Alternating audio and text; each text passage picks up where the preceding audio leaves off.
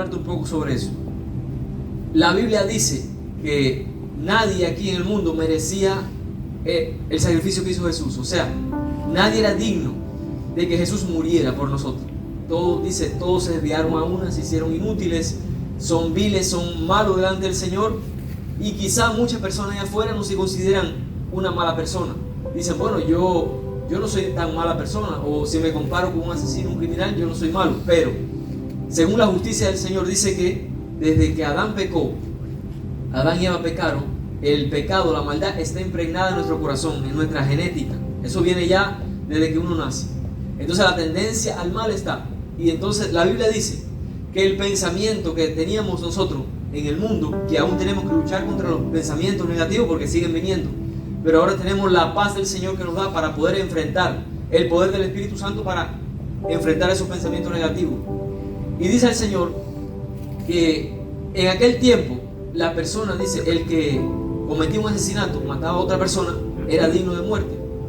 Pero hoy dice, aquel que odia ya es un asesino. O sea, hoy cambió, es más profundo todavía. Hay personas que dicen, bueno, yo no le hago daño a nadie, pero tienen odio en su corazón, tienen rencor, se hacen daño ellos mismos, porque el odio te enferma. Entonces eso, cuando uno viene al Señor y entrega todo eso, tú eres limpio, eres liberado de ese peso, de esa carga, y sientes una bendición sobrenatural que nunca antes había sentido. Eso es lo que da el Señor. Entonces, para tú y yo poder tener acceso a la bendición del Señor, lo que hoy tenemos acceso, a la presencia del Señor, a la oración de fe, la sanidad que Dios da, había que tener un Salvador. O sea, tenía que venir alguien a salvarnos, porque tú y yo no teníamos acceso a eso. Por eso vino Jesús, para traernos justificación, justificarnos delante del Padre. Porque dice que la paga del pecado es muerte. Dice, todos están destituidos de la gloria de Dios. Pero Jesús vino y Él pagó por nosotros. El justo pagó por todos los injustos, para que todo aquel que en Él cree no se pierda, sino que tenga vida eterna. Por eso es tan fácil como creer. Hoy es muy fácil pasar de muerte a vida, en el sentido de dejar de vivir una vida sin sentido, sin propósito, a tener una vida en propósito del Señor, el propósito que da Cristo. Entonces vamos a ver la palabra del Señor, lo que dice en la carta a los Romanos. Dice la Biblia, hablando de esta palabra, resultado de la justificación. Romanos 5 dice, justificados pues por la fe, tenemos paz para con Dios por medio de nuestro Señor Jesucristo. O sea, el que nos justifica es Jesús, pero se necesita algo importante para ser justificado, es la fe. Por eso es tan importante, dice el Señor, porque sin fe es imposible agradar a Dios, porque el que se acerca a Él tiene que creer que Él existe y que Él es galardonador de los que le buscan. O sea, que Él premia a los que se acercan a Él. Por eso muchas personas no tienen la fe, incluso se congregan pero no tienen fe, no reciben. Y dice la palabra de Dios, muchos piden y no reciben porque piden mal, porque lo piden sin fe o piden para algo egoísta. Entonces dice el Señor, la fe es el ingrediente que te hace la manifestación, hace que Dios se manifieste a tu favor. Justificados por la fe, ¿en quién? En Jesús. Ahora muchas personas, como alguien dijo en una ocasión que yo escuché, lo importante es tener fe, aunque sea en una piedra, y no es así, porque la fe es tan importante como importante sea en lo que tú estás creyendo. Hay personas que creen un pedazo de yeso, un pedazo de madera, su fe vale tanto como eso. Pero cuando tu fe está puesta en el Señor, creador del cielo y la tierra, del universo, entonces tu fe es de gran valor, porque está puesta en el que todo lo puede. Dice, justificados pues por la fe tenemos paz con Dios. Jesús vino a traer paz, porque dice, estábamos enemistados, el hombre estaba enemistado con Dios por el pecado, porque Dios es santo y Él no puede mirar el pecado. Aunque Él nos amaba, pero Él no podía acercarse, porque Él es justo, es bueno, y no puede mezclarse con la maldad. Por eso Él dice, la única solución es Él. Podemos ilustrarlo de esta manera, Jesús, o sea, Dios Todopoderoso, sentado en su trono como juez del universo. Él es justo. Dice, la paga del pecado, la sentencia, muerte. Todos están destituidos de la gloria de Dios, todos merecen el infierno, todos, sin exceptuar a nadie, dice la Biblia, a todos. Entonces, pero como Dios es bueno también, Él es justo, pero su amor le demanda hacer algo. Entonces después que Él da la sentencia, usted imagínese en un juicio, el juez te dice, el condenado, muerte, la sentencia, muerte, y tú dices, entonces Entonces, una vez que él da la sentencia, él se sale de la parte de juez y se pone como el abogado defensor. Mira lo que hace el Señor. Y entonces, más que eso, te saca a ti de la silla del acusado. Está sentenciado a la silla eléctrica, como aquí en muchos estados, la sentencia, a la cámara de gas. Entonces, él te quita a ti de ese lugar y se pone él. Yo voy a asumir ahora. ¿Ves? Eso fue lo que hizo Dios. Él asumió la culpa de nosotros. Él quitó al que... Por eso, cuando usted lee la Biblia, la historia del Señor, cuando dice que eligieron a Barrabás antes que a Jesús. ¿Barrabás quién era? Era un asesino, un delincuente, la lacra de la sociedad. Pero dice que el pueblo eligió a Barrabás antes que a Jesús. Y soltaron a Barrabás y prendieron a Jesús y lo llevaron a la cruz. Eso significa que Él tomó el lugar de todos. Él tomó el lugar de la persona más malvada que hay en el mundo. Él tomó ese lugar. No importa quién sea. Si se arrepiente, el Señor le perdona. También podemos tomar el ejemplo cuando Él estaba en la cruz. Ya tenía uno a la derecha y otro a la izquierda. Tenía dos condenados que sí merecían estar allí. La cruz era la condena más humillante que había en aquel tiempo. La inventaron los romanos. Era algo como para quedar en el recuerdo. De la gente no se olvidara nunca lo que le pasaba al que era malo en aquel tiempo. Lo crucificaban.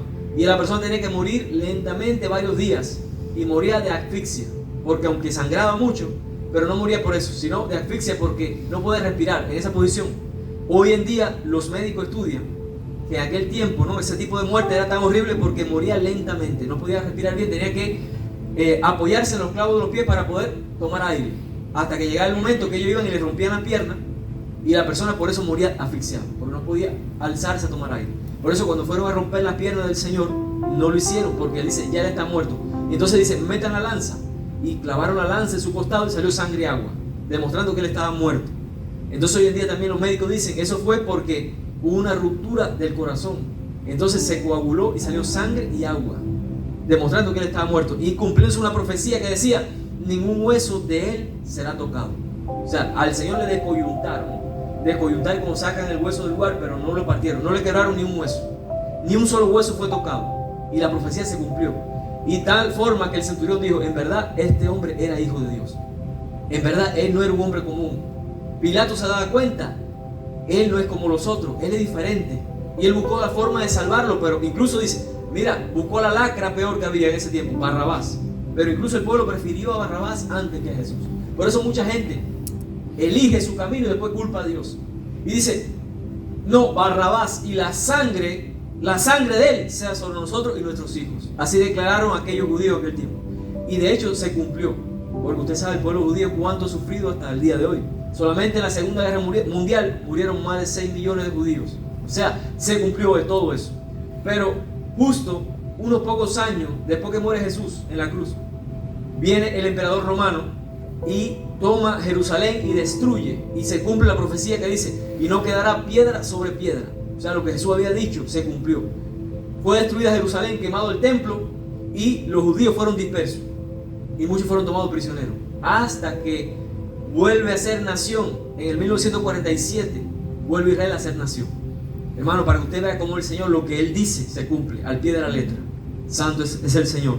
Y dice la palabra que aquellos dos hombres, uno a la derecha y otro a la izquierda, dice que el de la izquierda le dijo, tú no eres el Hijo de Dios, baja y sálvate a ti mismo y sálvalo a nosotros. O sea, se estaba burlando, estaba escarneciendo al Señor. Era tan malo que incluso allí, en esa condición, todavía estaba burlando del Señor. Pero el de la derecha dice, cállate, tú no tienes temor de este varón, este hombre es santo. Él no es como nosotros, tú y yo merecemos estar aquí, pero él no, él es inocente. Y le dijo el Señor Jesús, acuérdate de mí cuando vengas en tu reino. O sea, ese hombre creyó al Señor estando en una cruz. Por eso la fe de aquel hombre era muy fuerte, porque creer que él era el Mesías, imagínense, el que decía que iba a salvar a la humanidad estando en una cruz, pero él le creyó en ese momento. Y el Señor le dijo, te digo que hoy mismo estará conmigo en el paraíso, hoy. O sea que el hombre fue directo al paraíso con el Señor. ¿Por qué? Porque él creyó. Entonces vemos que, ¿cuál es la justificación? La fe en Jesús. Ahí está demostrado, la fe en Jesús. Justificado pues por la fe en Jesús, tenemos paz para con Dios.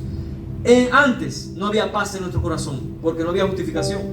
Yo recuerdo, no tenía paz, no había paz. Pero cuando vino el Señor, Él llegó a mi vida, entonces hubo una paz que no se ha ido hasta el día de hoy. Hay una paz interior, hay una bendición. independiente del problema que yo pueda tener o de la situación económica que yo pueda tener, la paz está conmigo. Dice el Señor, mi paz te dejo, mi paz te doy, yo no te la doy como el mundo te la da, no te turbes ni tengas miedo. Turbación, el diablo usa la turbación, el miedo, la ansiedad, el estrés, turbarte, el miedo a cualquier cosa, no solamente a la oscuridad, sino el miedo a quedarte sin nada o a perder las cosas materiales, el miedo a ser quebrado, ¿no? Cualquier cosa, la enfermedad, el diablo usa el miedo, que el Señor lo reprenda. Dice el Señor, Él no te ha dado a ti un espíritu de temor, sino de poder, de amor y dominio propio. Aleluya.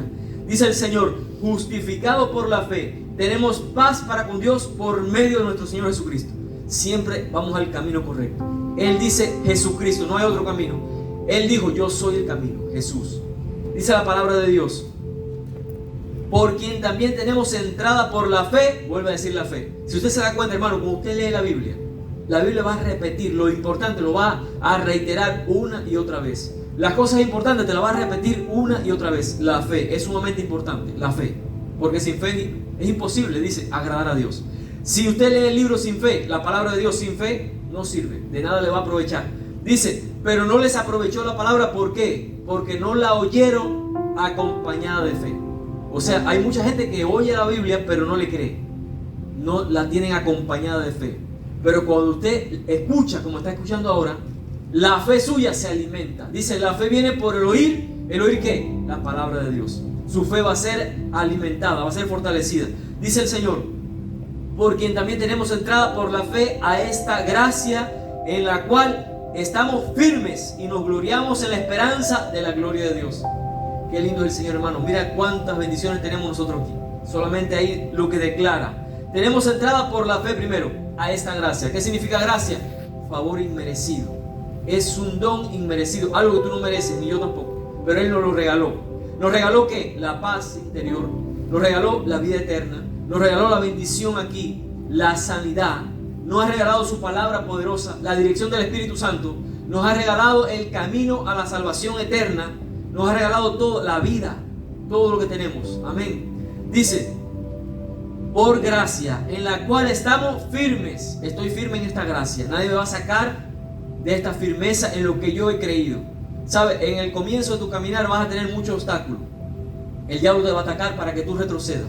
Te va a atacar en la mente. Te va a poner diferentes tipos de cosas para que tú vuelvas atrás. Pero llega un momento, hermano, en que ya tú no consideras ir para atrás. Ya solamente tú tienes al frente. Ya no hay más que buscar atrás. Solamente tengo a Cristo al frente de mí. Aleluya. Dice, y nos gloriamos en la esperanza de la gloria de Dios. Nos gloriamos en esta esperanza de que un día vamos a ver al Señor. De que aunque yo muera, si la muerte llega hoy, me voy con el Señor. Aleluya. Y si Cristo viene, pues me voy con Él igual. Santo es el Señor. Y no solo esto, sino que también nos gloriamos en las tribulaciones. Esto es más difícil todavía. Porque gloriarse en lo bueno, todo el mundo lo hace. Pero gloriarse en las tribulaciones, ¿qué significa? Que yo voy a dar gloria a Dios aún en la escasez, aún en la enfermedad, aún en el dolor, aún cuando tenga problemas familiares, igual yo voy a dar gloria a Dios. ¿Saben? Muchas veces somos probados en eso, porque muchas veces decimos, Señor, te voy a seguir a donde sea. Pero cuando viene la prueba, la aflicción, ahí nuestra fe decae y empezamos a hablar cosas que no tienen nada que ver con lo que decíamos cuando todo estaba bien. Como hay una alabanza, alabar a Dios, cuando todo va bien, qué bueno es. Pero yo te alabo, Señor, en el quebranto. Y el Espíritu Santo se manifiesta sobre mí. Ahí es cuando uno demuestra verdaderamente la fe y la madurez. Cuando tú alabas al Señor en la tribulación. Dice, en las tribulaciones, sabiendo que la tribulación produce paciencia. Sabiendo que aún las cosas o procesos de la vida, o pruebas, o aflicciones de la vida, Dios las usa para bien. Dice, porque todo en nuestra vida obra para bien de quienes lo aman al Señor. Todo, hermano, qué bien, qué bendición poder decir, yo sé que mi Dios está en control. Aunque no pueda ver, está obrando, como decía la alabanza. Siempre está obrando, siempre está obrando. Créalo, hermano, Dios siempre está obrando. Aleluya.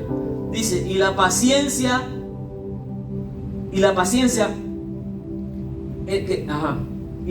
prueba. La tribulación produce paciencia primero. La tribulación que podemos pasar produce paciencia, o sea, me ayuda. Y la paciencia prueba, y la prueba esperanza. Y la esperanza no avergüenza, porque el amor de Dios ha sido derramado en nuestros corazones por el Espíritu Santo que nos fue dado. Y si usted se da cuenta, hermano, mire como en este pedazo de escritura cita al Padre, al Hijo y al Espíritu Santo, porque siempre están ellos, siempre trabajan unidos. Siempre donde está uno está el otro y está el otro. Si está, aquí está el Espíritu Santo, están los tres también. Aquí está Jesús, están los tres. Aquí está el Padre, están los tres. Y usted dice, pero bueno, yo no lo veo. Pero usted puede sentir algo especial. Usted puede sentir la atmósfera. Yo puedo sentir que Él está aquí. Amén. Dice el Señor, la esperanza no me puede avergonzar. ¿Cuál es mi esperanza? Que un día me voy a ver con el Señor. Por eso a mí no me avergüenza. Yo recuerdo mi comienzo, sí tenía un poco de vergüenza. Tenía vergüenza porque uno comienza, es normal, pero cuando tú empiezas a avanzar y a madurar, te empieza a llenar de valor del Señor. Y ya tú gritas en cualquier parte que tú eres un hijo de Dios, una hija de Dios, y predicas que Cristo viene pronto. Amén. Y que sí hay un cielo y también un infierno. Y que hay vida después de la muerte. Y a ti no te da vergüenza eso. ¿Por qué? Porque la gente habla sus cosas y su incoherencia y no le da vergüenza. ¿Por qué me voy a avergonzar yo de la verdad? Una verdad espiritual tremenda que nadie puede refutar. Hasta el día de hoy nadie ha podido. Nadie puede refutarme la Biblia. Cuando aparezca alguien que me refute este libro, entonces pensaré. Pero hasta el día de hoy nadie puede refutar esta verdad. Es incomparable. Y como no la pueden refutar, la atacan, la persiguen, queman libros, hacen cualquier cosa, atacan a los cristianos, pero no pueden contra la palabra de Dios. Dice el Señor, porque Cristo, cuando aún éramos débiles, a su tiempo murió por los impíos. Él murió por todo. ¿Qué significa impío? Una persona que no tiene una vida acorde delante del Señor. Impío, o sea, no tiene piedad. Una persona pía es una persona que está acorde a la palabra de Dios, a los mandamientos del Señor. Piadosa, pía. Dice, ciertamente apenas morirá alguno por un justo. Dice el Señor, puede ser que uno muera por un justo, que alguien ponga su vida porque el otro era bueno. Con todo, pudiera ser que alguno osara morir por el bueno. Puede ser, se ha dado caso que alguien dice, no, toma mi vida, déjalo a él porque él es inocente. Se ha dado caso de eso. Dice, mas Dios muestra su amor para con nosotros. Mira, esta es la prueba de amor más grande. Dicen, el mundo dice que hoy es el día del amor. La prueba más grande de amor la dio Jesús en la cruz del Calvario. Amén. Dice, mas Dios muestra su amor para con nosotros en que siendo aún pecadores, malos, Cristo murió por nosotros igual. Tomó el lugar de Barrabás igual. Cristo tomó el lugar de aquel hombre que estaba crucificado al lado de él igual. Él literalmente se sentó en la cámara de gas, en la silla eléctrica y le dijo, puedes irte, tú estás libre. Eso lo hizo el Señor. Pues mucho más, estando ya justificados en su sangre, por él seremos salvos de la ira. Dice el Señor, una vez que ya tú estás salvo, estás asegurado, mantente así firme y vas a ser salvado de la ira que viene a la tierra. Yo le he hablado que a la tierra viene un juicio, pero antes que venga ese juicio, Dios se va a llevar su iglesia, su pueblo. Pues mucho más, estando ya justificados en su sangre, por la sangre, dice la Biblia, sin sangre no hay remisión de pecado. Significa, remisión significa que son retirados de ti. Ya el peso que tú tenías de pecado se te quitó. Te dieron una hoja en blanco. Estás limpio. Estás puro delante de mí. Dice el Señor, si tus pecados vinieran a ser como la grana, como el carmesí, serán blancos como la nieve. Dice, serán blancos como la lana. Dice, pues mucho más estando ya justificados en su sangre, por él seremos salvos de la ira. Porque si siendo enemigos fuimos reconciliados con Dios por la muerte de su Hijo, mucho más estando reconciliados seremos salvos por su vida. Y no solo esto, sino que también nos gloriamos en Dios por el Señor nuestro Jesucristo, por quien hemos recibido ahora la reconciliación. Él vino a reconciliarnos con el Padre. Amén, hermanos. Tenemos algo, un tesoro especial en nosotros, que es la presencia del Santo, del Hijo de Dios. Amén. ¿Cuánto lo creen? Amén. Amén. Amén. Vamos a orar. Padre, te damos gracias, Señor. Gracias por tu palabra. Gracias, Jesús, por tu Santo Espíritu. Gracias, Señor, por tu justificación, por tu sangre, Señor, por la fe derramada en nuestros corazones. Bendito Dios, obra de una manera especial en esta hora, Señor. Bendice a cada uno de mis hermanos y que tu presencia, tu bendición y tu misericordia, Señor, toque también a las familias que no están presentes. Espíritu Santo de Dios, envía tu presencia allí también, Señor. Toca a nuestros seres queridos, Señor amado, que no están aquí. Toca sus vidas, sus mentes, sus corazones. Reprendemos toda opresión en sus mentes, atamos al hombre fuerte y toda ahora ceguera espiritual sea quitada en el nombre de Jesús. Bendigo, Señor, a cada uno de mis hermanos, declarando tu bendición en cada uno de ellos, Señor. En tu nombre, Jesús, te damos gracias. Amén y amén. Gracias al Señor ahora.